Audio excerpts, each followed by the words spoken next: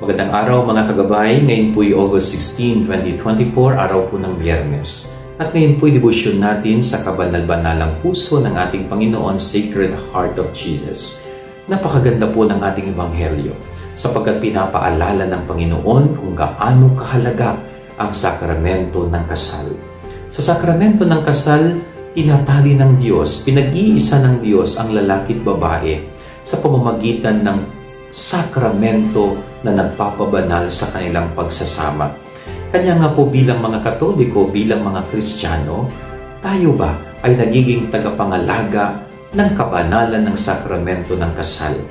Sana po tayo mga naniniwala at sumusunod kay Kristo ay maging tagapagtanggol, tagapag-ingat ng kabanalan ng sakramento ng kasal. Sana tayo yung advocate na huwag masira ang pagsasama ng mag-asawa. Sana tayo palagi maging instrumento ng Diyos upang sa ganun pahalagahan ang pagsasama at buhay may asawa, lalo na ang mga itinalaga sa sakramento ng kasal. Yan ang ating gabay aral ngayong maghapon. God bless po sa inyo lahat. Pagpalain kayo ng Panginoon.